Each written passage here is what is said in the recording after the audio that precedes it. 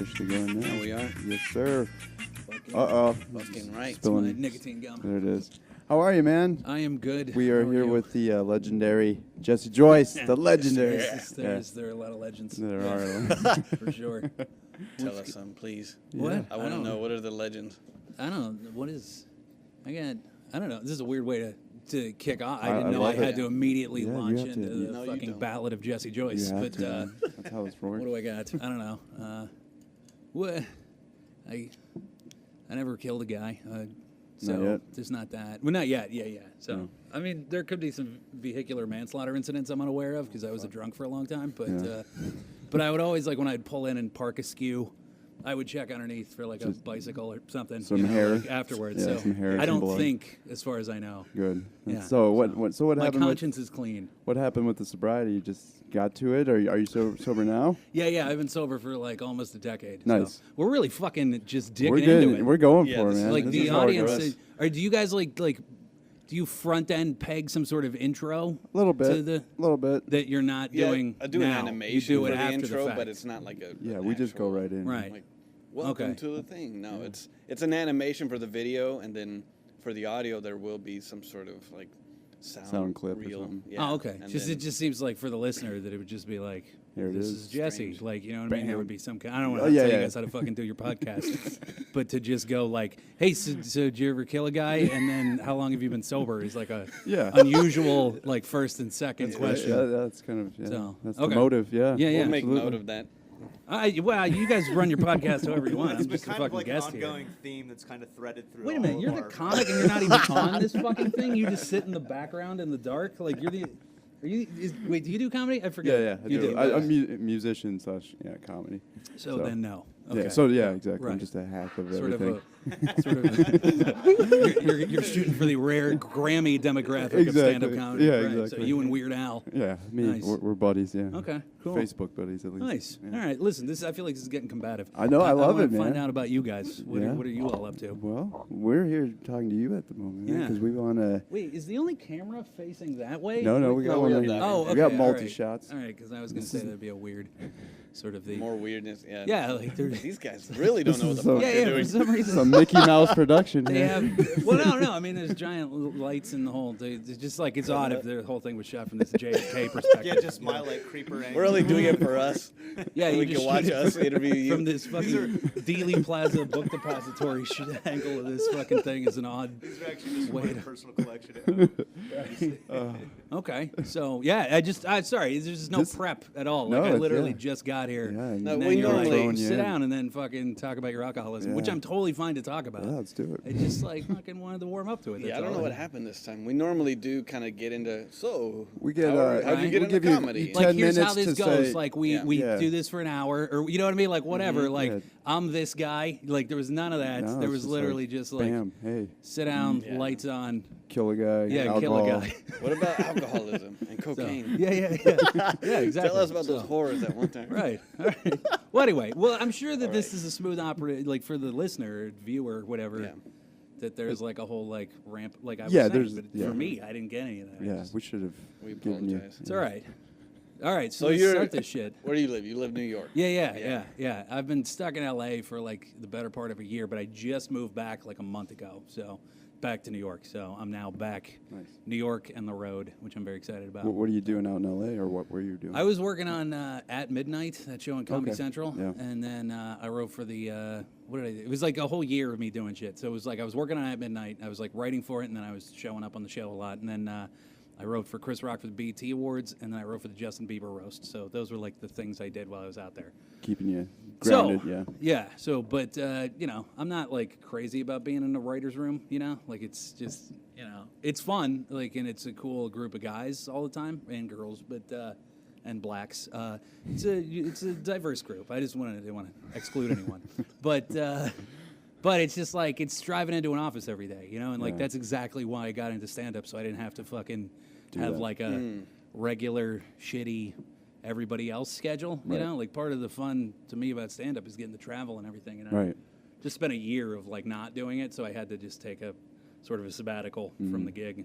get out on the road again. That's So awesome. That's the That's plan. good, though. Yeah. Are there guys that get locked into that for like their whole career? Oh yeah, Writing? yeah. Oh, totally. And like I have tons of friends that like wake up and then like they have a huge house and they've been writing for a late night show for a decade and then they're like, oh shit, I'm not a comic anymore. You know what I mean? Like it kind of happens by accident. Like you don't even notice. You just like get comfortable because it's really good money and it's like a stable Consistent, thing and it's yeah. kind of a fun gig and whatever. So that's exactly what happened. Is like I didn't intend to be out there for a year. Like I basically signed a contract for one sort of pickup of the show, and then the second pickup came around. And they asked me to stay, and kind of offered me like kind of a better deal. And so I was like, oh yeah, sure, all right, I guess. I mean, why not? I'll stick it. And then all of a sudden, like a year went by, and I was like, oh fuck, like I've been like kind of living out of a suitcase for a year. Like that's not what I intended to do. And Right. and I kind of see that if I had stuck around, I could like that would be sort of the cementing my path down the road to. Then stand up is kind of an afterthought, and stand up's always the most important. Like I only take, like I'm real selective about writing gigs that I take because I get like I'm not trying to, but on the writing side of things, I get offered a lot of shit, and I only take writing gigs if I see a stand up angle in it. If there's value in the stand up side of things, like like at midnight, like I get on it every month and a half or 2 months, so I've been on it, so that helps. And then the roasts are obviously helpful for stand up. Yeah, of course. Like that kind of shit. But like I wouldn't take writing for Seth Meyers or something. Not that I have a problem with like he's great and that, but that's just like writing for the sake of writing, and I don't want to do that. Yeah. So I know lots of guys, and the problem is that when you do that is that you'll. And that sounds like a dream gig to a lot of guys. Like that's their whole goal is doing that. It's just not for me. Like stand-up's important. So, I know a lot of guys who will throw whatever, like a decade into, some late night show, and then all of a sudden the show cancels or they get let go because they're moving on or whatever. It switches. Something happens, and then all of a sudden they're back out in the cold, and they've been used to having this cushy writing gig for a decade, and now no one knows them. You know what I mean? Because they've been just in that cave for a decade, Right. and so like everybody in that room knows them, and they know their reputation, but no one knows that guy. Like no one's worked with them for a decade. You know what I mean? Yeah. And then because of that, you have to. This is a real thing that I know a guy who's like a really good friend of mine, and he ended up having to interview with the WWE. To like write shit for them, Really? you know what I mean? Because like he had a writing gig and then he didn't, and then it was like, oh well, shit, like because he didn't have stand up, like you know what I mean? Like that's the beauty of stand up is you can just always do it, Right. and you can just kind of travel and go wherever. Like stand up is the best kind of always thing that's out there Right. for you, and since he didn't have that, he was just like, well, fuck, I need to pay my mortgage, Yeah. I have to get a raise. So like.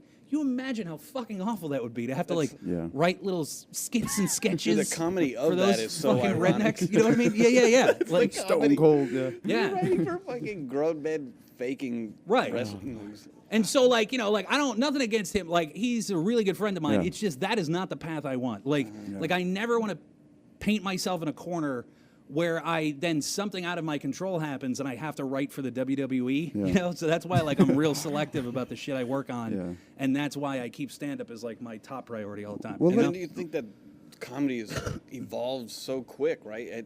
Say you are out of the game for 10 years and you go back into it. Yeah. Like, not only are you not known, but it's different, right? Or is that not Yeah, the case? well, the beauty of stand-up, I think, is you can just always do it. You know what I mean? Like, that's what I think is so great about it, is that, like, as opposed to, I feel like acting. I mean, like, rarely, it happens more rarely in acting. Like I kind of feel like, once you had your shot on Saved by the Bell, You're done. it's pretty much it. You know what I mean? Yeah, Like, yeah. it's the rare guy who can leverage that into, who can pop out of that, Yeah, and then like John Travolta, like he had a fucking thing and then he wallowed in overweight obscurity for 15 years and then got Pulp Fiction and then, but that's because Tarantino loves discovering fucking has-beens, Right, like that's his yeah, kind that's of his thing, yeah. But with stand-up, like lightning can strike a dozen times, like always. Just look at like the ebb and flow of Colin Quinn's career. Colin Quinn, has had Fluctuates. like 9 things where he's been on top of his game, and then he goes away for a while and just does the road, and then comes back with another big thing, and everybody's like, "Oh, that's Colin's new thing," you know. Or like Jon Stewart had like the Jon Stewart show, and then disappeared for like 8 years and just did the road, and then came back like way bigger than he was before. Yeah. So like that's the cool thing about stand-up is that people are always interested to see what you're gonna do next, as opposed to like Bon Jovi, where wherever the fuck, whatever giant arena he's performing in tonight in Tokyo, all anybody wants to hear is "Shot Through the Heart." Like they do not give a shit about his new stuff at all. You know what I mean? Yeah. But with stand up, like Carlin kept putting out hour specials until the second he died. You know what I mean? Like, and everybody was all, "Oh, what's his new special gonna?" You know what I mean? Right. So that's what I think is You're so able to stay particularly great about relevant. stand-up. Yeah, absolutely. Well, and I think, again, going back to your musical reference, I think that's what's hard about it, for a musician's standpoint, because it's like you're expected to create a amazing album every year. Like, Right. Is that even possible anymore? You know what I mean? Yeah, I used to live with a guy in Yeah. a band, and we used to argue all the time about what was better, comic or rock star. Yeah.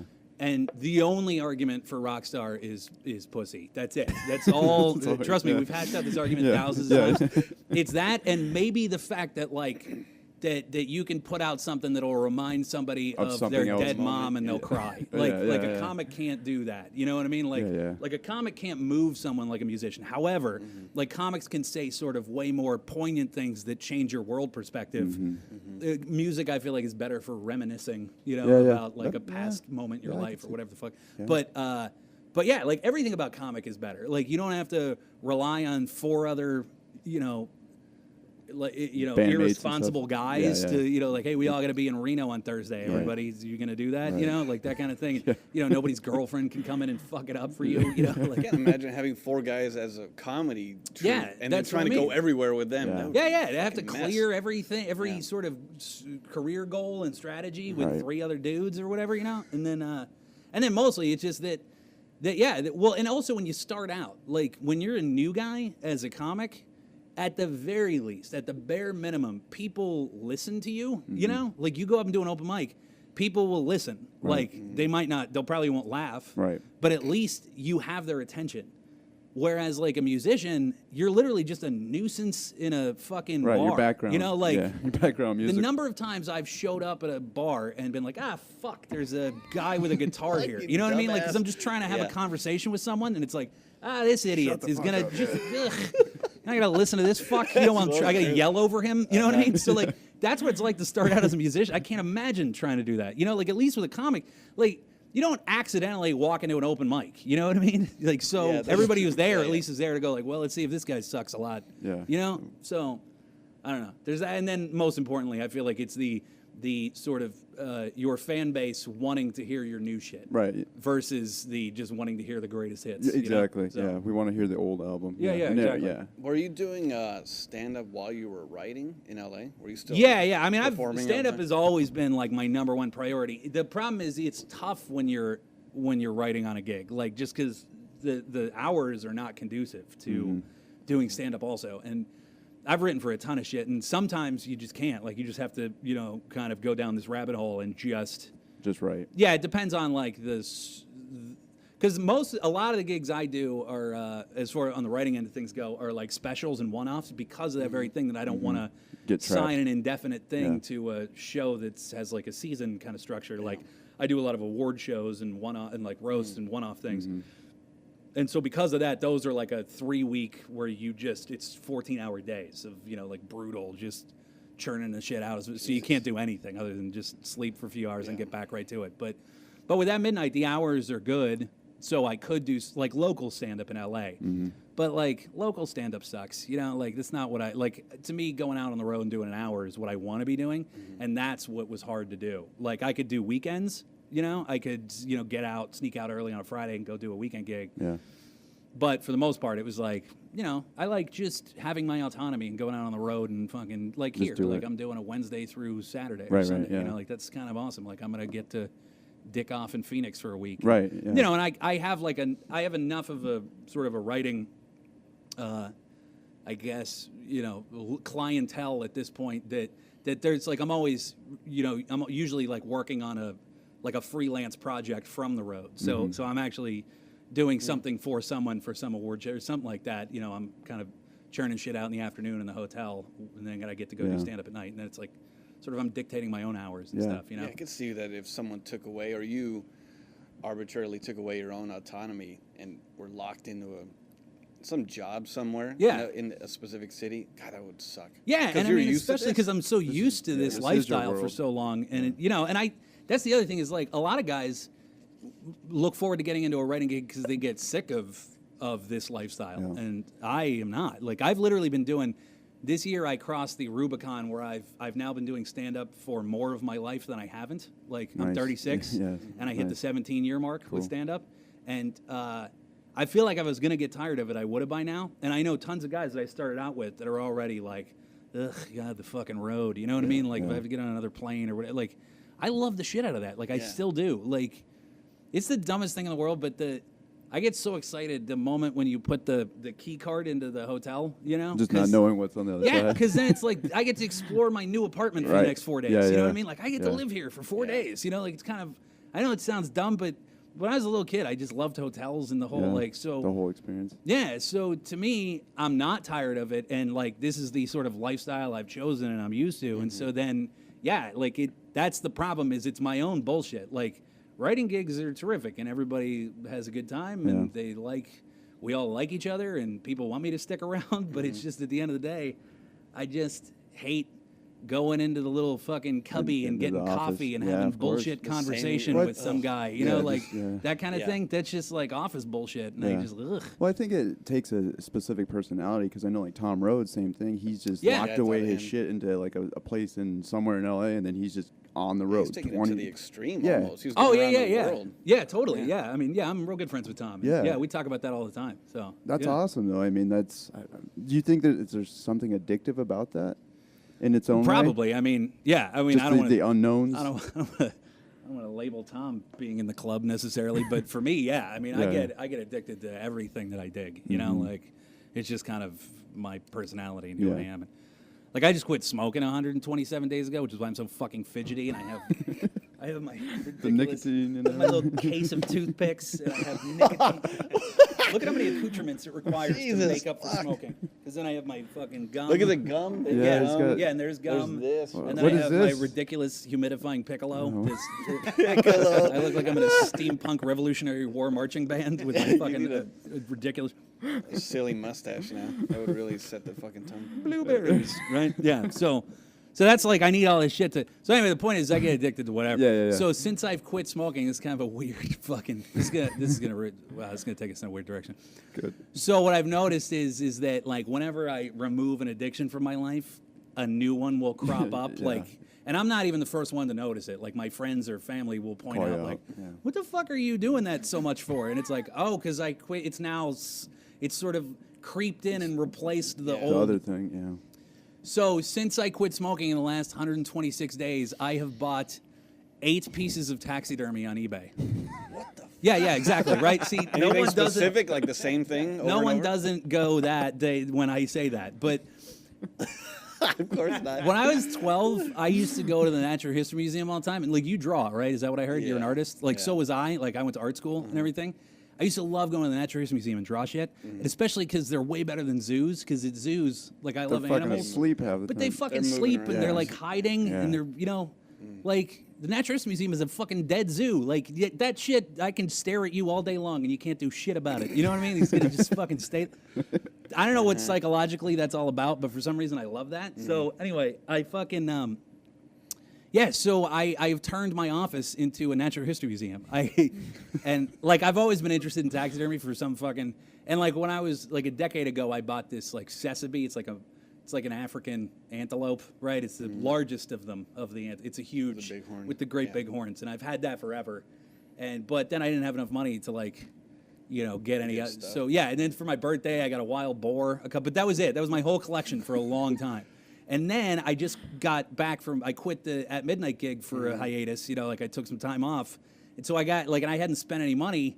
And then I quit smoking, and I was like, I gotta fucking, and I didn't even notice I was doing it, but I just started like wildly. Fucking buying So this yeah. So now I have a buffalo, a moose. Fuck, you went big, too. Yeah, they're I fucking thought huge. you were gonna, like, I got a possum. No, dude, it's like- entry level. I'll tell you the moose story. The moose story is funny, by the way. But so a buffalo, a moose, a 2-headed parakeet, a bat. Two-headed. Yeah, Yeah, it's dude. like a mutant, so it's worth a lot more, right? Because the mutants are worth a lot. Like I know a lot of shit about like the price structure of taxidermy, and a fucking lion head. So I got Holy that the other day. shit. Yeah. How That's much a does small that fortune. shit run? Yeah. Well, see, all right. See, this is what I'm saying. I know what I'm doing. Yeah, You know, yeah. like. You know how to shop for it. Yeah, I really. So like, I got the buffalo head. I got good deals on all of them. Like, I would never pay like full eBay, price. or you got a guy? Yeah, on eBay. Okay. But that's the problem. Is like what I snipe for. Where I'm creeping around eBay is for the guys, not the people who like sell taxidermy for a living, because there's like a lot of those still sell them on eBay. The guy's trying to unload. It's some dude whose wife is bitching at him. That's like the people that I can find right away. Is just some fucking browbeaten, cuckolded dick whose like wife for bought a it- decade has been like, the storage get war that guy." shit out of the basement, you know. And then finally he's like, all right, fine, and he just, but he doesn't look up how much they're worth. Like he doesn't see. Like if I was going to sell something on eBay, I would go on eBay and see what it's how running much for. the same thing I'm trying to sell Yeah. is worth. Yeah. But some people don't do that. He's broken, that guy. Yeah. He's not So- going to do that. So a moose head runs easy $2,000, right? I got this shit for $700. Nice. That's so. See what I'm saying? It's a Yeah. fucking worthwhile. That's what he bought it for, probably. Yeah, He yeah, just yeah, sold it for, and- I just want my money back. Yeah, exactly. So Damn. So anyway, well, it must have been because here's the thing. I found out because I had to remove the big back piece to fit it in because it's so goddamn big to get in my apartment. I didn't even think about the logistics of this shit. And this then is in New on the York, back right? of it- Yeah, my New York apartment. Walking down the street with this thing. Yeah. I had to have the guy upstairs help me because he moves people for a living. He's like, Yeah. oh yeah, Moosehead, I've moved these before. Like he knew how to. But wait, He's take got the a back strategy. out. It's from and the taxidermist signed the back of it. It's from 1926, right? So it's like a fucking antique. awesome. That shit. My grandma was born in 25. That moose is an adult. That moose is older than my grandmother. That's right? crazy. That's cool. That's like a World War really I cool. moose. It's Yeah. fucking cool shit. Anyway, it's a long story. $700. So, but yeah, so my brother was like, "What the fuck is wrong with you? Why do you?" Because like now I'm searching for a bear. I need a bear. That's what I'm Yeah, looking for hell right yeah. now. Brown or black? Either one. I just want a full size, like Good not the God, bear you want head, the whole- like the whole bear. You know what I mean? My God. And must not have a a- polar bear because those are fucking giant. You can't fit a polar bear. But You must live in a palace. You get. I live in Queens, so like you can have Oh, a you much got- bigger apartment. Like I have a 3-bedroom with a backyard. It's fucking great. So that is- And you yeah. have one room just for the Yeah, taxidermy. the whole room is now, and it's now. If I get anything else, it'll have to spill over into other rooms. Yeah. But yeah, so anyway, but that's what addiction's like. Yeah, well, okay, Yeah, good. Yeah, well, so- that's yeah. So, geez, so what did you replace alcohol with then? You remember Smoke. that? So Yeah. smoking So is in- yeah, like I was a smoker. Yeah. But I at least doubled the amount that I smoked when I quit drinking. Like I'd have like 10 cigarettes a day, and I then jumped up to like a pack and a half. So and so it took me another 10 years to stop smoking. Yeah. So you know. Were you so- an all-day drinker, or just? Cause you No. go on stage, you drink at night. Yeah, just like it would. Well, it depended on what time I started. Like I wouldn't start in the day because I knew whenever I started, it only ends with me passing out. Passing out, You know what I yeah. mean? But sometimes what would happen is I would start it late at night, and that would spill into the next day. You know, like. Fuck, yeah. But it was never. I would never start out with because I never started with the intention of like I'm gonna drink for 2 days. You know, like. But once I had a drink, then it Then it would just go up. for that. Yeah. So it was always like after a show, I would just go like, well, I'll have a couple, Yeah. and then fucking 3 days would go by. You know? God So, damn it. Yeah. Yeah. So- Did you do the whole AA thing, or was it just kind of just self-stopping and just kind of? Well, for me, I did use the program when I started when I did stop quit. I don't so much anymore, but yeah. Initially, you did. Yeah, and I just called friends who I knew were sober and Yeah. kind of asked their advice and whatever. Hung out with So them. yeah.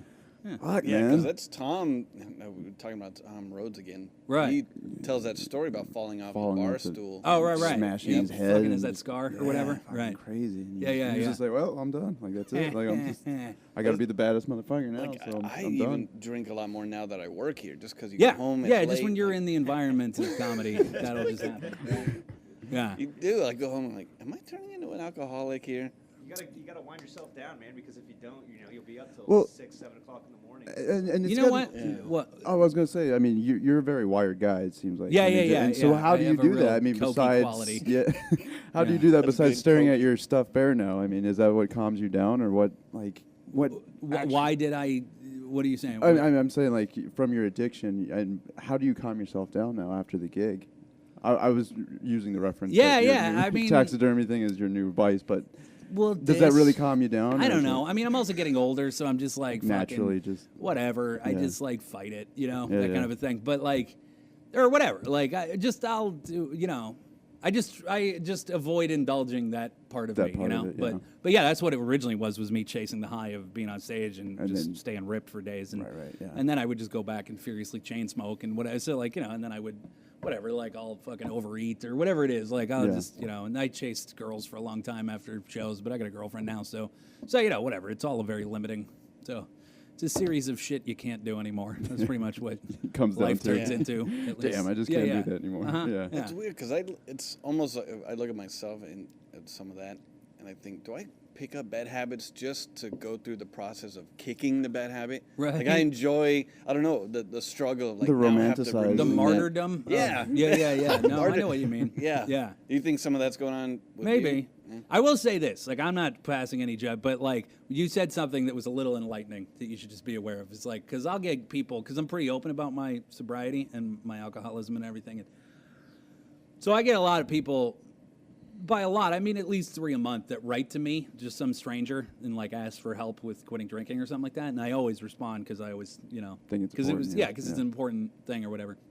But a lot of times I'll get people who will just like put out this feeler question, like, do I have a problem? You know, they'll ask me that. And like you had just said, like you think to yourself sometimes, do I have a problem? The answer is yes, because if you had to ask that, you know what I'm saying? Like nobody ever, have you ever gone through your day and gone like, am I having too many Pop-Tarts? Has that ever occurred to you?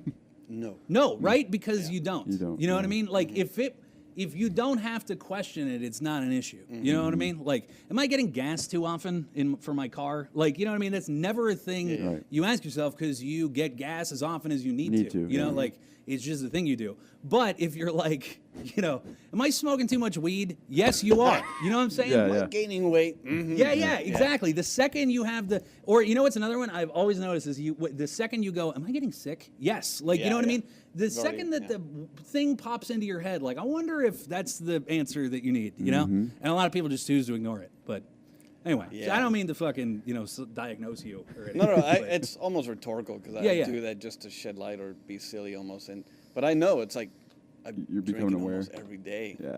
Yeah. And I start to, and I'm watching it like I can remove myself from it and watch myself from a distance and go, all right, let's see how far this is going to go. Yeah, but the thing is, the good news is like when people do ask, like, do I have, you know, am I drinking too much? The answer is yes, but there's not a there is a point of no return, but you haven't crossed it yet. You know what I Yeah. mean? Like there is this sort of imperceptible line that you just eventually cross, and you can't come back from it. Once you do that, then you've crossed over into alcoholism or whatever. Yeah, Mm-hmm. Right. You know, and what it is really is, I have a friend who's a neuroscientist, and he specifically studied this, and like this isn't my only source. I've read a lot of shit about addiction, and I talk at rehabs and stuff like that. And there's these sort of neurons in the front of your brain. There's like there's these sort of pathways that their whole purpose is to tell you that you've had enough of a thing, or that you're full, or that like we're good. Yeah, you're done. Yeah. We are satiated. That's enough things. And what by overindulging that reward center in your brain, you fry those neurons. So like they're just, I don't have them anymore. So if we looked at your brain and mine, they're different in the sense that I lack that thing that tells me good enough. Yeah. You know what I mean? Like yeah. the beauty of it though is that with addiction you can, once you kind of get a handle on it, it's a superpower. Like you can use it for good, you know? So like I can literally, when I sit down to like write something, I can fucking do it for 14 hours. You know, like I will You're just, just that. I will focus- just really? focus it and like, Wow. yeah, or like driving. Like I drove from Miami to New York in one just to get it done. Wow. 21 hours, just straight on like, Yeah. and you know, I would always do that. I'd pull these insane 20-hour road trips Yeah. at once Yeah. just because I could get addicted to driving, you know, and just Interesting. focus Yeah. it or whatever. So you think it's just that addictive personality that you have, and you're just able to manifest that into a focus? yeah, it's just like Wow, I do a that's- thing that's until there interesting. is no more of the thing. Yeah. You know? You just run the course. How does Yeah. that work in your relationship then? If you want to go in as far, Well, if you want I to bring that haven't- up, I mean, I'm divorced, so Yeah. I have not. Every relationship I've ever had has. do you ended. run it into So, the? You run it into the ground too? Kind of, yeah. Yeah. But whatever. Things are working out with the. Well, she's one of us. She's She's also a recovering addict. Yeah, so she knows. Yeah, so it's kind of awesome in that way. Like I didn't Yeah. know I wanted that. Like, and in fact, my ex ended up sort of being on the other side of it, was kind of had a lot, like, kind of drank to excess a lot, which was kind of a giant issue with us. But it never occurred to me, and then I started dating her, and holy shit, it's so much better. Like, I didn't realize that I wanted that, but I had no idea. It takes that pressure away, doesn't it? I had no idea how cheaply you could go to dinner with somebody. You know what I mean? Like, holy fuck. Like, we go to, like, a nice place. Yeah. Maybe, like, $58. And it's like, what the fuck? Like, how's that possible? Whereas, like, with my ex, I would go to fucking Applebee's, and it would be, like, $190. You know what I mean? It's like, what the fuck is going on? 3 appetizers. 4 blue moons. Right. So, yeah. Anyway. Well, so I wanted to kind of relay it back into what you're talking about with your writing. Obviously, your writing style and just the fact that you are writing so much has obviously made you a very like in-demand person. Would you say that's true? Yeah. It's ironic actually, because like I have You're fought very the focused, writing thing yeah. on at every turn. You Yeah. know, much to the chagrin of my manager and agent. Mm-hmm. They think I'm a sort of a wild riddle Yeah. in the sense that they like apologize every time they get me a writing gig. You know, like and then they're you turn like, it down. sorry, we got you this giant chunk of money to write for this thing, you fucking idiot. You know what I mean? Like, like, sorry, you can't be in a shitty strip mall in South Dakota telling cock jokes for 19, people. Like, that's what I'd rather be. So, like, it's like a big joke with us because they get it. But they really, at every turn, convince me, like, this is why this gig makes sense for you on the stand-up side of things. And I fought it a lot, but it turns out they're right. Like, weirdly enough, all the other shit I was smashing my head into the wall wasn't getting me where I wanted to go. Mm-hmm. And unusually enough, by taking myself kind of out of the stand-up game a little and doing this writing shit, it has upped my street cred on the stand-up side of things. So interesting. So weirdly enough, like, it's unusually been the thing that's kind of worked for me. You know? So. And they get paid too. Right? Yeah. Well, that's the other thing. Is like they get paid a lot more when I'm writing on a thing. Dude, so you don't understand. You need to do this. Yeah. So like, yeah, like, I mean, but that's how cool they are. Is like, I've been with my agent for years and years, and the fact that he's cool enough to unnegotiate, like, he had to work out the deal where I left at midnight.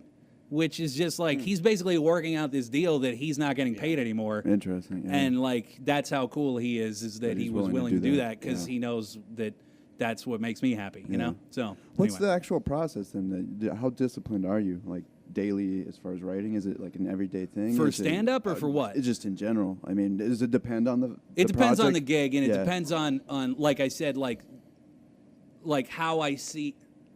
It depends on the advantages that I see. How worth my time is this? You know, like I write a lot for Seth MacFarlane, and I always throw all of my weight into that when I do, because he's a great guy, and I've worked for him for years, and he keeps throwing me gigs, and that's terrific because he gets a lot of work. So then there's a lot of spillover there. Right. So that makes sense for me to really devote to like knock it out of the park. Then there's other guys that, you know, that'll call me that it's just like, I need a all thing. right, it's like a one-off thing, Yeah, and I like, just need a I'm thing not real gonna, you know what I mean? Like, I don't really see where this gets me in the future.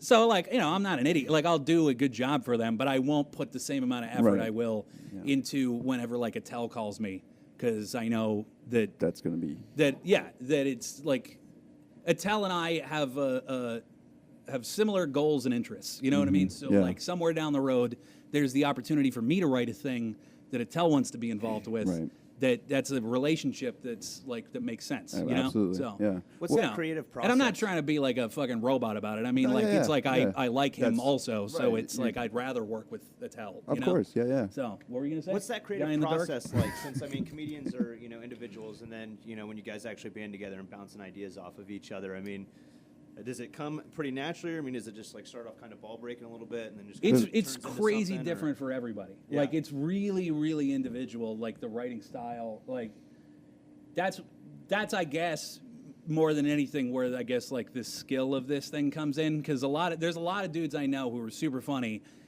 You can't get them to write for anybody. You know what I mean? Like, they just can't. Right. They can't. All they can do is the thing that they do. Right. You know, like.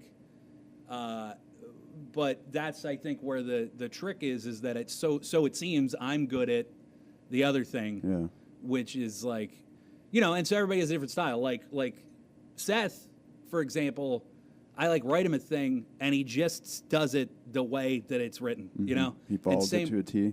Yeah, and same with Geraldo. Geraldo would just like, I guess like trusted we had a similar enough style and trusted that he would just like literally like the way it was on the page is exactly how he said it. You know. Yeah. But then there's other guys that like Attell, for example. It's literally just the two of us getting together and fucking off in a room together. Like you can't hand him a sheet of joke because he needs to like Just completely vibe it and make it his own. You know, that kind of thing. Like I just worked for Mike Judge, you know that dude, and like it was the same thing. Like Mike's like that, where he wanted to get together, so like we did that and just kind of dicked off all day and wrote jokes together, and that was like so I like them, but they're all fine for me. Like either way, whatever works for that guy works for me. Yeah, you're able to so just that was adapt. fun. Yeah, but I mean there is something.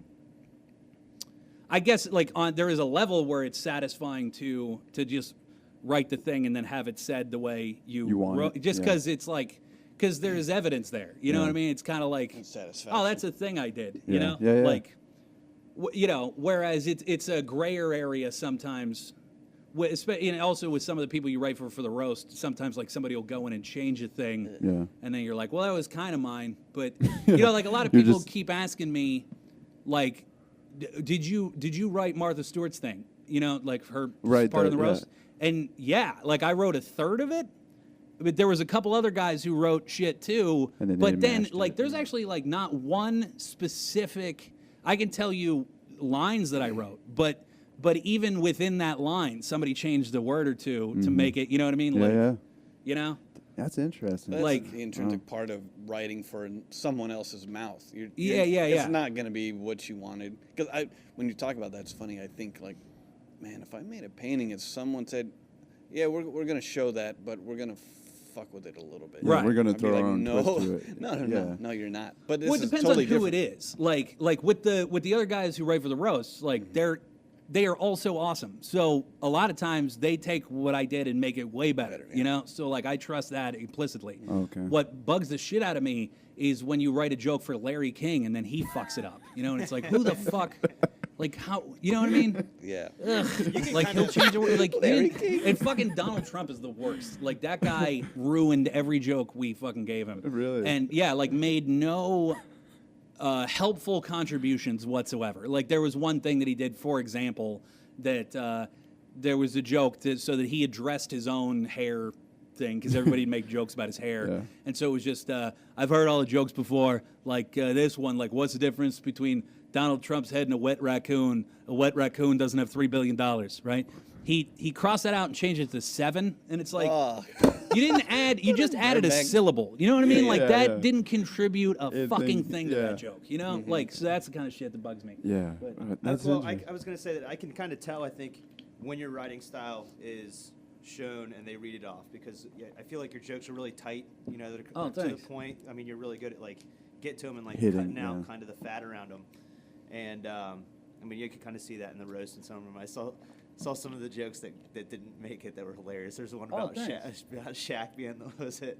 It was like Shaq's longer and darker than winter in Iceland or something. Shaq is longer and darker than Scandinavian winter. Yeah.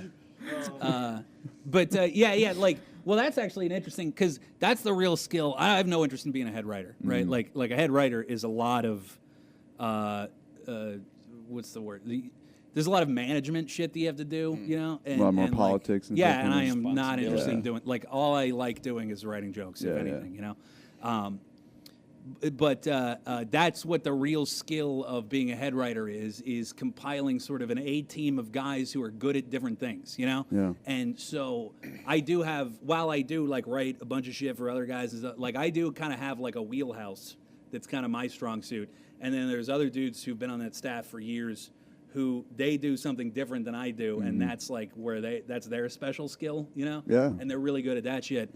And so as a result, like that's kind of a thing that I've known is that after I've been doing it long enough, a lot of guys who know me can totally pick out my jokes before they, you know? That's awesome, though. Like when the Oscars happened, I had like probably 40 people write to me and go, "Did you write the Lincoln assassination joke?" And it was like, "Of course I did." Like it's kind of like one of my little watermarks on the road, you know, like on any is to have like some sort of like I always have like kind of a history bent to my shit a lot of times, you know, or whatever. Yeah. So that's kind of, and I'm sort of a more complicated.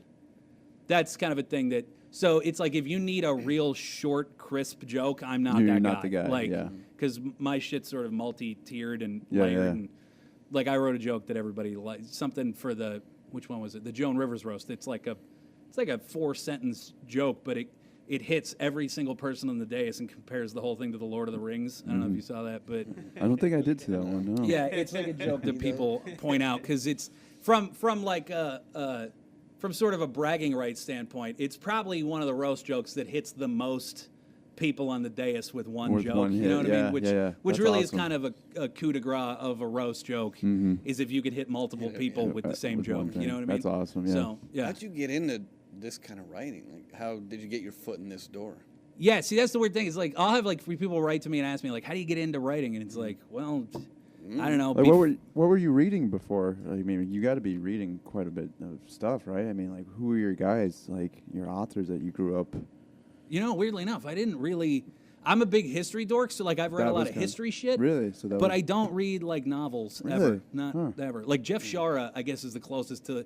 His dad wrote Gods and Generals, Killer Angels, and so he's like he does like historical fiction, but for the most part, not really. Like, I Really? yeah. In fact, I kind of Interesting. avoided it in high school. Like, I just read Cliff Notes and shit, and Yeah. could kind of fake my way through it. What kind of influenced you? That was movies, a big part No, of I'd it, stand or up just- always. just- Like it was always stand- wow, I wanted to okay. be a stand up since I was 12. Like Yeah. that's all I ever wanted to do with my Yeah. life. So so yeah, like I just kind of that was like right.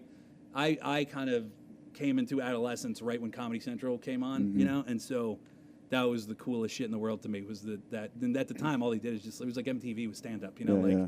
like they just kind of had just little bits of guys, you know. Yeah. That's all they did at the time. So- Did you take like something like a prior like special and then just kind of dissect it? Did you go to that extreme, or you I just had kind no of embraced? intention of being a writer. It was not Really? like I still don't. Like I'm still crazy. not. I don't. That's so- I don't ever. Yeah. Like I always say stand-up comic and writer. Like if anything, Mm-hmm. like on my Twitter, whatever. Like anytime I have a bio, it's stand-up first. You know, and you know, writing's just the thing that's getting me further in stand-up. You know, Mm-hmm. but I'd walk away from it tomorrow if, you know, I could do theater gigs Yeah, yeah. stand-up wise. You know, Yeah. so but. You know, I was always, as a comic, was like complimented on my writing. Like people are always like, "Oh, you're a great writer," you know, like that kind of thing. Like my jokes were smart or whatever. But it was really working with Geraldo. I was his opener for years on the road, and when we got paired up, he was doing the roasts, and it was like his 3rd or 4th one, and so he was doing the Flavor Flav roast. And since we were on the road together, he was like, "Hey, if you have anything." Throw it And in. like, yeah, and so I took it real seriously, and I wrote like 30 pages of shit because I thought the roasts were awesome. And you know, you never know if you're good at roast writing. Is like a real specific kind of writing. You know, it's like, you know, I don't know. There's probably guys. There's guys who are good at sculpting. You know, but there's a very specific kind of guy who can kind of carve a katana sword. You know what I mean? It's like a real art. Like everybody who can carve a katana sword can sculpt, but not the other way around. Right, You yeah. know what I mean? It's a real special thing. And in its so own I right. feel like that's what roast jokes are, you know, is that it's sort of a real tip of the spear of joke writing. Because I know lots of guys, too, who are even good writers who just roast jokes is not their forte. Like, they have to be laser precise and super sharp. And so I didn't even know if I could do it or not. But I just wrote Greg a bunch of shit, and then he used, like, a lot of them, like a whole giant chunk of my jokes just first time out of the gate. Wow. Which was kind of a cool experience. It was like, Yeah. holy fuck, like, I I can wrote, do like, this. you Realize know. I'm good at that. Yeah, like I wrote like 40% of that set. Like that was pretty neat. Yeah. And one of the jokes, Comedy Central then came out with a top 10 best roast jokes of all time, and it turns out I wrote numbers 2 and 7. And so it was like, holy fuck, like I guess I'm pretty good at. Like it kind of was never something I wanted to do or tried to do. It was just It was there. yeah, and Greg was real happy with it, and so then it was like we got to do this again next year, and so like I for the Saget roast, and I wrote a bunch of that shit, and that went really well, and so kind of after that, it was like this known entity that Greg and I are a team that Yeah. write this shit together, Yeah. and to Greg's credit, what he was really cool enough to do is give me a lot of credit for it, you know, because he was a confident enough comic and guy that. And he Shared the liked wealth. me enough. Yeah, Yeah, yeah. it was kind of a little brother role with Yeah, me yeah, and him, yeah. you know. and so like he would on his own dime bring me to the roast, and so I get to hang backstage with the other guys, Yeah. That's great. and it kind of became this sort of like fun competition camaraderie with the other writers. Was like, who the fuck's this kid? And like, and it was kind of like, let's see who came up with the better angle on the David Carradine jerking off and dying in a closet. You know what I mean? Like, because that was like love that, yeah. we knew somebody was going to have a joke about it, and it turns out like I had the best. You know what I mean? Yeah, so yeah. like, so the other writers ended up like I kind of earned their respect that way. Right.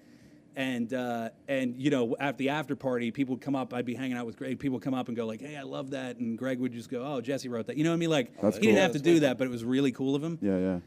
And so then when he passed away, it just kind of was like a natural thing that I would get kind of grandfathered into the roast, right? Mm-hmm. So even then, that was not my career. That was just like some shit I some did. thing on Like the was like, side. oh, okay, I do the Yeah. roast once a year, you know? Yeah. But then, so that was the year the Trump roast, and that was a fucking disaster because that roast sucked, and I was miserable because it was the first year that I was not working with Greg, and also I was stuck in the writer's room for the first time, and it was just like, ugh, fuck, I got to be here every day, Yeah. and whatever. And then it was just like the unsatisfying experience of watching Larry King and fucking Donald Trump just fuck up my jokes. And furthermore, that was the first time. That's why I now do the unused roast jokes. You know, like Yeah. I didn't have any unused roast jokes for the five that I did with yeah. Geraldo, because every great joke I wrote, he used. You know, but then there's all these. Once I wasn't working for a guy like that, then suddenly when you're working for these shitty celebrities, then they have no comic taste, so they pass these great jokes up, you know? And so that's why, out of frustration, I started doing this Twitter There were thing. so many good ones that you had on Bieber. Oh, And thanks. I mean, I was watching Bieber, and I was kind of thinking to myself, like, God damn, this is pretty mild almost. I feel like, Yeah. compared to some of the past yeah, years. yeah, because Yeah. that's And the it's thing. because is you like know how nobody, many yeah. screaming girls are like, oh, don't say that to Justin. Right, Like, right. You know what I mean? Just the audience is probably sitting there. Yeah, well, Greg was real edgy. He had the balls to Oh, do yeah. whatever. Just do it. And then, so then, you know, it's like I had a great joke for the Trump roast that nobody used because Marlee Matlin was there, you know, that she's the deaf actress. And she used to date William Hurt, Really? the actor. They were in Children of a Lesser God together, and she won an Oscar for that performance. And then they started dating, and he beat the shit out of her. That's a real thing. Holy like, it's a shit. fact. Holy He beat the shit. fuck out of her. Nobody knows that about William Hurt. He beat the fuck out of a deaf Marlee Matlin. Oh my god. So anyway, Here so it she comes. now goes on the domestic violence circuit, right? Like she Yeah. gives talks as a survivor of domestic violence, right? Like, and most people don't know that, but Yeah. but so the joke was Marley's a victim of domestic violence, which proves that not only does she not hear, but she also doesn't listen, right? Which I love that joke, and so good. nobody was willing to do it. Like, and I was so What? Really? furious because Greg would have done it. And even the producers said, like, if we had a Greg, he'd have done that He would've joke. done You know, it, so yeah, it just kind yeah. of sat there. Yeah, Nobody it did doesn't seem it. over the edge. Yeah, and it was fucking it just was maddening to me. Not that I like think that joke's the best or anything, but that's an example of what I Fucking mean. good, though. that, is good. that so I was real frustrated with the whole experience. So then the following year was Sheen, I think, and I don't remember. Anyway, so that whatever year that was, they paired me with because they knew I was kind of miserable doing that. They put me with Seth MacFarlane. And because Seth is kind of like Greg in that way, that Seth will take risks and has balls that the other guys don't, Yeah. and will actually do real edgy shit. Yeah. That's smart too. Like Seth's a smart guy, so he'll do smart people jokes. And that was like just coincidentally like a really good fit, and it kind of clicked. And Seth like really liked the shit that I wrote and was like, this is great. Like I'm gonna fucking this. You're And the so guy, so yeah. Seth did kind of like Greg. Seth did a ton of my shit, which was really nice to have again. And so then after that, that's how I kind of got hooked up. And then That he just started relationship. like after the roast, about a month later, he called me and asked me to do another thing, and I did it. And then like after that, he started doing award shows, and he'd asked me to like, hey, I got to present for this. Would you just write the thing? And so I do that, and so like I'm kind of now his guy whenever he is doing something that's not Family Guy. You know what I mean? Yeah, yeah. And that is what then gave me the. So then he got the Oscars and was like, I just was kind of naturally on the team because I'm one of his joke writer Yeah, yeah. guys. And that's the thing that kind of put me Brought into it the back writing into- world. You yeah. know, was like, oh shit, this guy's written for the crazy. Oscars. Yeah, you know? yeah. So it's all this backdoor horse shit that I didn't pursue at any point. But it just led. And had no intention of, you know. Oh, and Jeff Ross also. I don't want to forget. Jeff Ross also like was real cool after Greg died. Like one of the nice things, because Greg was so cool to me, and one of the kind of cool things about after he passed away was that his kind of crew of friends really kind of took me under their wing also, because they also knew like that was really devastating to me, because he was like, you know, my best friend and whatever, and kind of an older brother and stuff. And so like after that, Attell and Jim Norton and Jeff Ross and a bunch of those guys and Tom Papa, they all started being really cool to me. And so Jeff started throwing me gigs and work and stuff, and so Jeff hired me to write on The Burn, which was his show, and so that was like my first staff gig and whatever. So like that's how all that happened, and so then like Attell calls me a lot now, and Jim Norton and whatever, because because it's like, oh, this guy was Greg's guy, so he's got to be good, you know, that kind of a thing. So well, it's I mean, we've talked about this a few times on a couple of the other episodes. It's like there's just something about the New York vibe though, of just that brotherhood though, like that. Yeah. I mean, where they do take you in like that. I mean, did you ever feel that way out in LA? Like no, absolutely not. In LA, it's all like you're in the club because you have something cool going on right now. Right now, you know what I mean? We don't care about you in a Always week. on the edge. Yeah, like exactly. Like I've had vastly different experiences being in LA when I've had nothing going on at the moment versus when I am currently working on a thing. When you're working on a thing, you're the coolest dude in town. Yeah. And when you're not, no one gives a shit about you. Yeah. Like it's really fucking gross. Like I hate LA like a lot, and but I'll probably end up like I have to go there all the time.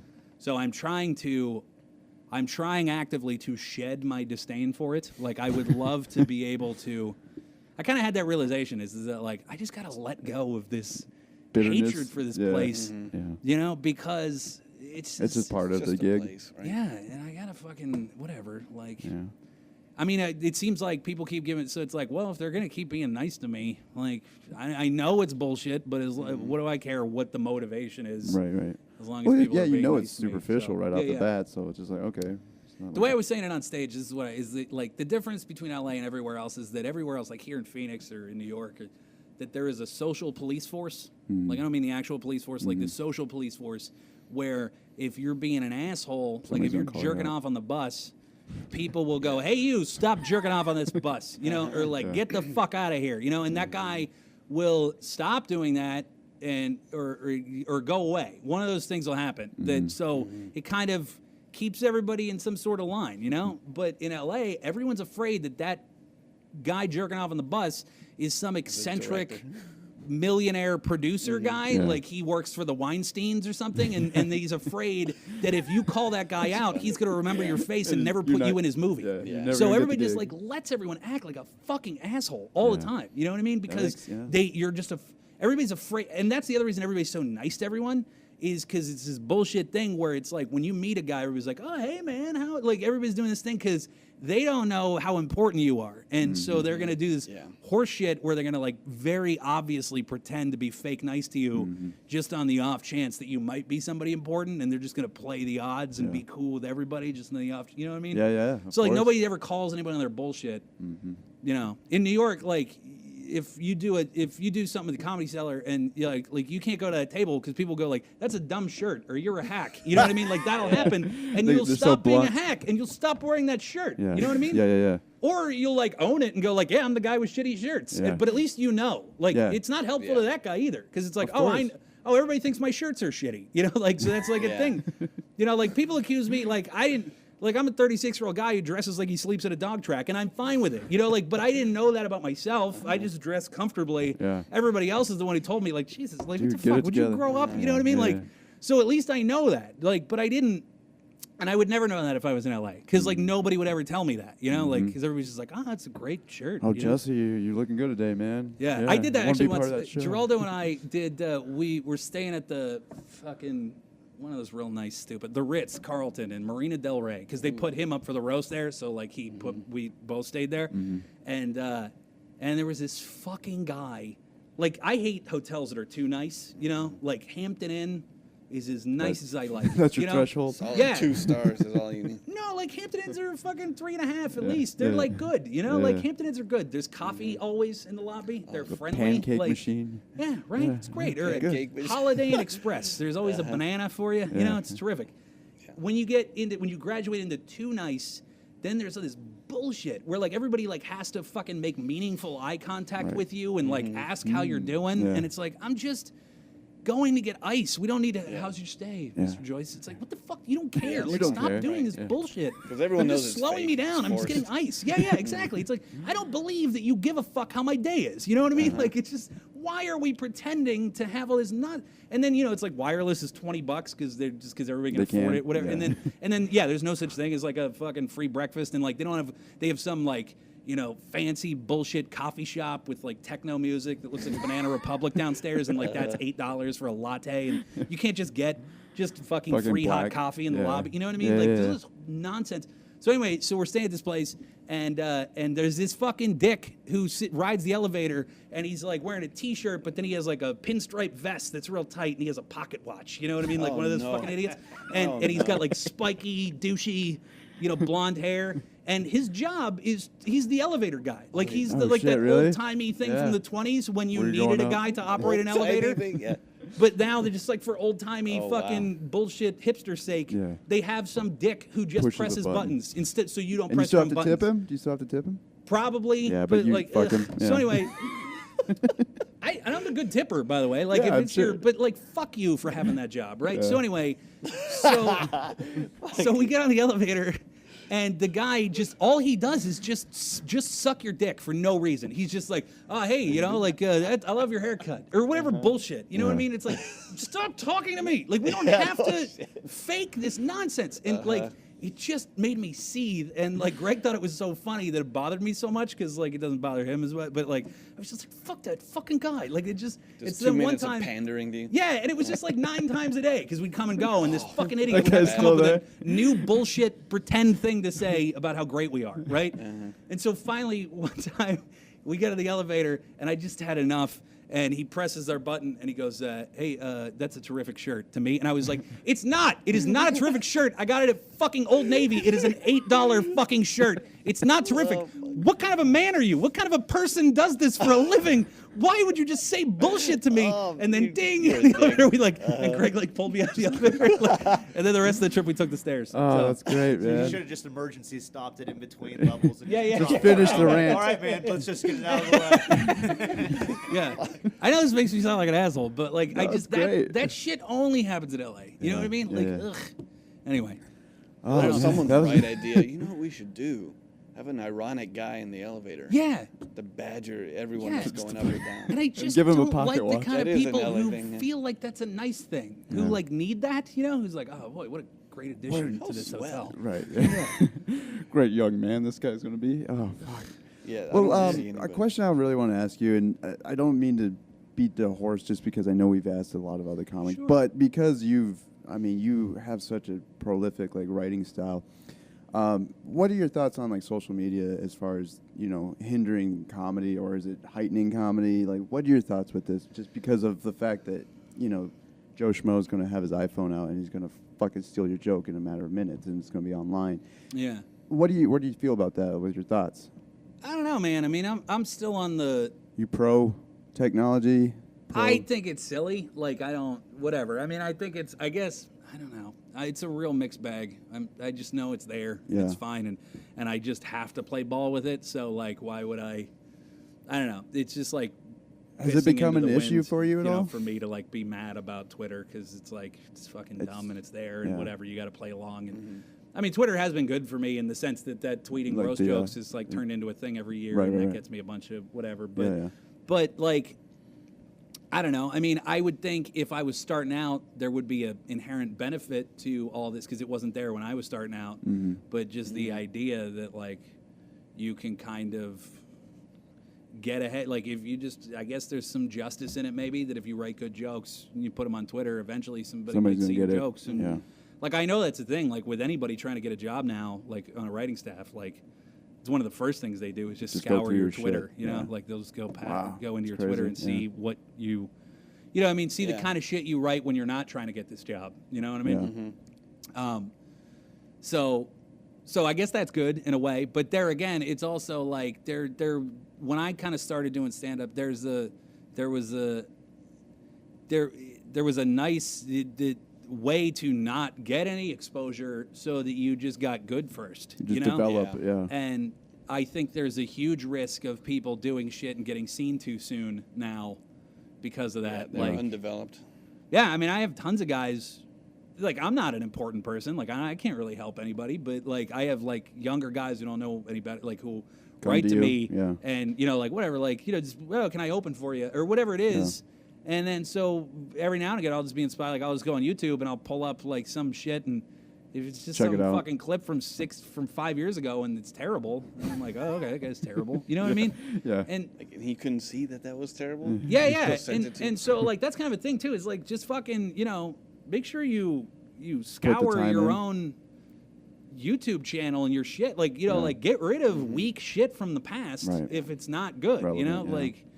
Make sure like that happened with Trevor Noah. It's like Trevor Noah was not a great. I think he's a good guy now, but Trevor Noah was not very good in 2008. Like he was kind of a new guy, and so he had these weak ass shitty jokes on his Twitter, and people found him. Get fucking rid of those. You know what I mean? Like, because then people will find it and go like, and they don't know the difference that you grow as a comic and get better. And so to them, it's like, oh well.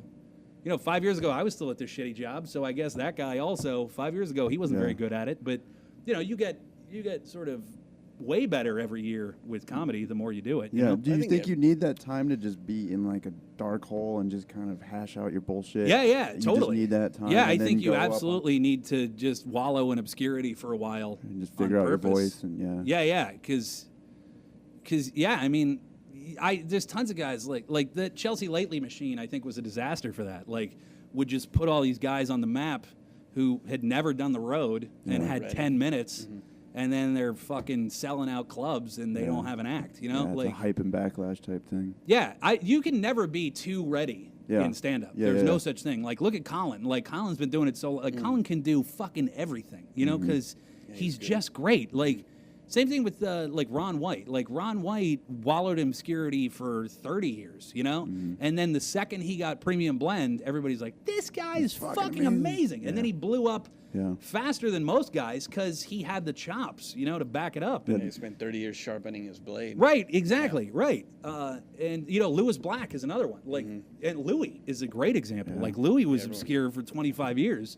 And then all of a sudden, everybody's like, "Have you seen this Louis guy?" And it's like, "Yeah, he's been around forever." But that's like, funny. Yeah, people say, "Where he just came out of nowhere." No, right? He's been fucking working, right? But that's why Louis makes a way bigger impression than Aziz. You know what I mean? Because Aziz did it for 3 years and then got on a sitcom, and like, so everybody's like, you know what I mean? Yeah. So guys like the 25-year, like you can't.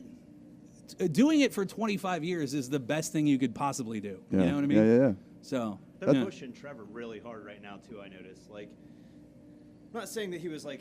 I mean, he was a little bit more obscure than he is now after Daily Show. And right. They've already got Netflix specials out that weren't out before of him. And Yeah, I've noticed that Daily Show's got to be buying up a ton of YouTube spots because when you search anything comedy, he's one of the top guys you're going to find. Where it wasn't like that a month ago at all. You'd have to specifically look for him to get to him. And yeah, I mean, he was kind of like in comedy, he was a kind of a mover and a shaker a bit. You know, like everybody, he was always like a gala, big deal guy at Montreal and shit like that. But yeah, I mean, yes, the regular community at large didn't know any better, and the regular community can name 5 guys, and John Stewart was one of them. So all of a sudden, this guy's the new John Stewart. So like, who the fuck is? Where did he come from? Why don't we? You know what I mean? It'd be like if they had a guy replace Seinfeld. Like everybody all of a sudden would be like, "What the fuck? Who is that guy?" You know? So, for sure. So yeah, I mean, I think that's kind of what it is. But I mean, there again, John did stand up for fucking 18 years before he got the Daily Show. Like he was ready to do it. So I'm not saying anything negative about Trevor, but like, I just think that you can't. There's no such thing as putting in too much time. Too much time. Yeah. So. That's good to know because I think same thing with music. That's what I feel like too. It's like how are you going to be able to hang if you haven't even learned your rudimental basics and stuff. You know what I mean? And then these guys are already coming out with promo videos and solos and stuff. And it's like, man, like what are you doing here? But they never stand up, right? No, like they that's don't. Why I don't. Everyone seems to talk down on the guys that kind of find instant success, but they always seem to go away. If they do. If you haven't developed enough, you're not going to hold. You can't. Totally. I mean, there's like the rare exception, like Chappelle. And I feel like Pete Davidson is that guy too. Do you know Pete? Yeah. Pete is like Chappelle in the sense that he just kind of naturally somehow has like that ability. thing, But that's a fucking different once a generation quality, you know? So I mean, I don't, like, most of those guys do go away, you know? Mm-hmm. So. That's Well, crazy. what's the disdain then that they even take a spot for a given period of time? Oh yeah, I mean it doesn't bother me. It's like, well, you're squandering your opportunity, you know, like, and I get it. I mean, why wouldn't you take it if somebody offers it to you? It's kind of a double-edged sword. Right, exactly. Right. But you know, I don't think they're doing themselves any favors by, you know, putting out an short-lived hour-long dream. Netflix special, you know, 4 years into comedy or whatever it is. You know what I mean? Like, you look at a lot of those specials, and you're like, boy, this would be an awesome special a decade from now. You know what I mean? Like, if you just put another 10 years into this would be really good, you know? But I mean, whatever. Good for them. Like, Geraldo always used to say that, too. Geraldo got big early, and he always regretted that, you know? He got a sitcom, like, 3 years into comedy, or 2 years or something like that actually made it on the air. Like... It was called, he was on the cover of TV Guide that week and everything, and he was one of like 50's most beautiful people that month and whatever. Like 3 years in? Yeah. It was like because he had an interesting story, right? He was like a lawyer who like quit a major law firm and then all of a sudden turned into a comic. So, I bet so that he had was some haters, huh? Yeah. So that was his. Yeah, exactly. And he didn't have the chops to do it. And weirdly enough, he did Montreal, and the only two guys to get deals that year were him and Ray Romano. And the two of them went out and shot their show at the same time, and they used to commiserate afterwards. And Ray was always like, "I don't know, man. I think my show's gonna get canceled." And Greg was always like, "I think I'm in good shape here," you know. And then we see how that turned out. And then like it took him, I think, like so he said, like like a decade to really kind of build that back and like on the other side get great at stand up. Like I mean he was good, but. He was unremarkably good in that way when he started, just because he was fucking 3 years in. You can't be good 3 years into comedy. Yeah. So he said that he would have way rather not gotten everybody to see him at once right away in the beginning, Yeah. Yeah, it's just being, I think, self-discipline. Because you and I have talked about this on our own, about being patient. But it's so hard now because you have access to everyone all the time if you want to. Like you have to be disciplined enough to like, you know what, I can't put this shit out. I have to let it sit in the closet for a while. Simmer. Right. And then come back to it in a year and like, ooh, that was not good. That's the thing I tell new guys all the time is that there are so many fucking jokes that I do that I wrote a year into comedy and I tried it and it tanked and then I put it away and I tried it a year later and it tanked and I put it away and I tried it 3 years later and it ate shit and I put it away. And I tried it 4 years after that, and it fucking ate shit, and I put it away. Then I tried it 2 years after that, and it ate shit. And then I tried it the following year, and it fucking crushes. Like, it's literally this. Wow. So if you're a professional comedian and you make people laugh, like, if you're funny, then you're funny. It's like, so the thoughts you have that are funny are funny. Like, you just aren't ready. You don't know how to explain it right, you know? Like, you're just not in a place in your life where you can convey why that's funny to other people. Yeah. And that just comes with chops and stuff. So like I've always said, like don't throw away any funny idea you ever had because I guarantee you that it is funny if you end up being a professional. Right. But you're just not ready to. Like I have probably 24 jokes that I'm still at 17 years in not ready to do. I have learned the lesson that it's not that joke sucks. It's just that I'm not ready to do it yet. You know. Do you think there could be a possibility too that the audience just isn't ready?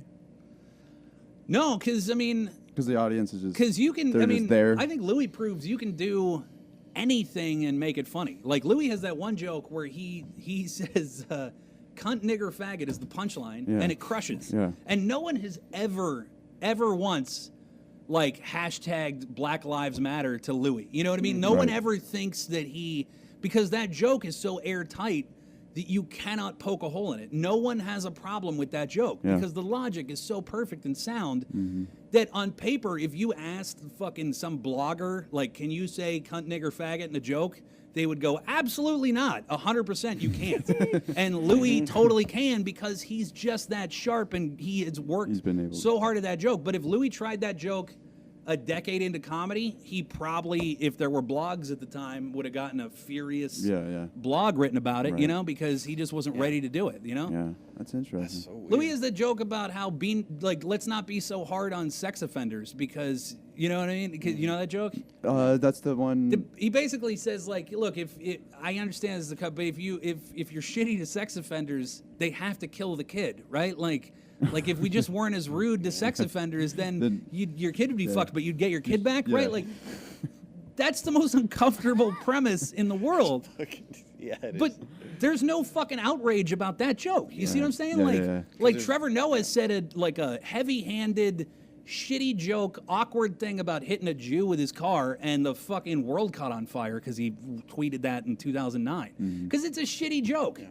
But Louis is not shitty at jokes because he's been doing it so long and writing for so much shit, and you know that he can fucking say, "Let's not be mean to sex offenders so they don't kill our kids." And it fucking And we're all works. like, I'm listening. Yeah, that exactly. kind of makes sense. Yeah, Well, that's great. Yeah, because it's like that's interesting. The airtightness of the joke. Like, there's no seam to it. Yeah, yeah. You try to find a seam so you can rip it open, you just can't find it. Exactly. Right. Yeah, and that only comes with maturity and maybe is that what it is? Confidence as well. Like, Yeah, just sort of precise, like just cutting diamonds long enough that you get really good at cutting diamonds. You know. I was watching the last episode of Tough Crowd since we were talking about Colin Quinn earlier, and he said this quote yesterday when I was like running through it that I thought was awesome and really relevant to what we're talking about. And he said, comedic integrity, when he was talking about delivering a joke, right? When he says the ability to critique all hypocrisies of society, but to also be able to be real enough to see that you're as guilty as everybody else is in the game. Like that's kind of like a way to look at it, and how to deliver those jokes. So Yeah, but I think that only comes with like age and experience. Being Being able to see apply through it, that yeah. from both Yeah. perspectives. for sure. Like Geraldo used to do. He would do. You're an idiot if you think there shouldn't be gay marriage, like in rural Georgia, you know, and he would pull it off. People wouldn't agree with him, but he But would he'd be pull able to off do the it. joke because it was, you know what I mean. Mm-hmm. So That's cool. yeah. well, on that note, where do you think this whole thing is going with comedy? There'll always be stand-up. Yeah. That's always in demand. But all these new avenues available to guys like you, or just the evolution of comedy. Like we talked about it last week, where it's going to go and that it maybe needs to advance a little bit more. I forget who the fuck was here last week. That was Seton Smith. He was Oh yeah, we were about talking. Uh huh. that. And so what do you think? What have you been pondering over the future of comedy? Or at least stand up. I feel like that we're about to hit the sort of boiling point that there's of the false outrage, you know, where that there's going to be a tipping point where people scale back that like just because it's so silly. It happens all the time, you know. It's silly and as shit.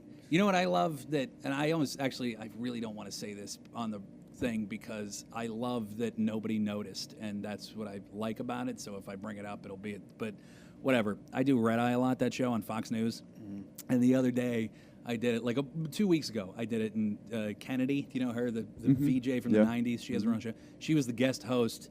And whatever, I was sparring back and forth with her, and I made some joke, and then she goes, because I was wearing a hoodie, she goes, "Shut up, Trayvon," or whatever. She just said that, and it just moved on.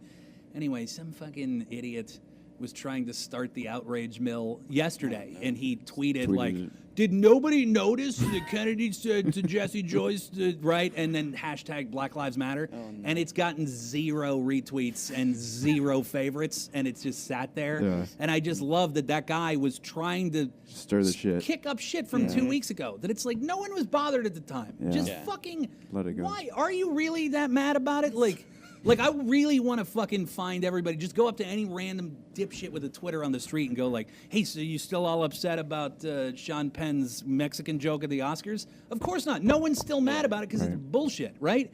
So eventually that has to hit a boiling point where like people just stop doing that. And I feel like what it's going to take is something kind of drastic, like some just beloved figure, like I don't know, like George Clooney or somebody like. Who do you guys think is the most beloved? For the longest time, I would have thought Bill Cosby. But I we know, know how that's that. what I- We all Right. know how Yeah, that yeah, shit yeah. went. Oprah's got some, Yeah. she's got some Oprah? power behind her. Yeah. Oprah. Yeah. Okay, maybe Oprah. Well, anyway, Oprah's going to have to get in trouble and then just flat out go, fuck you guys. You know, like I'm not, would you stop it? Yeah. And, like whoever, it's got to be somebody like that to go, just Yeah. stop it. Yeah. And then everybody's going to go like, oh yeah, we are fake that's- assholes. this is You know what I dumb. mean? Yeah. This was fun, but So- yeah, because it does seem more contrived now. Like Well, even the white guilt thing, everyone's Yeah. can't wait for something to go wrong to jump on it, and this guy seems to be an indicator of everyone's a little bit tired of that shit. Like, we're over that, but that's silly. Yeah, I think like what was I gonna say? Something happened recently. I can't remember what it was.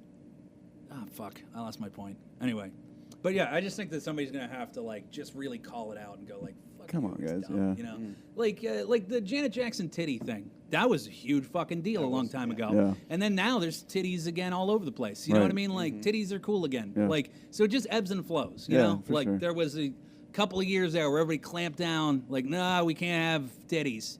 And then now, like the breast-a-rant, hilarious, that yeah. fucking shitty term, the breast-a-rant. I haven't like, heard that. Yeah, it's like the most popular like new genre of restaurant. Like, A restaurant? yeah, like people are kind of like stealing Hooters' idea 30 years Oh, after okay, Hooters, okay, you know, yeah. because there's all these like sort of new versions of it, like Yeah. the Uh-huh. tilted kilt and all this Yeah, fucking yeah. dumb, whatever, like parody, right? So it's like. Yeah.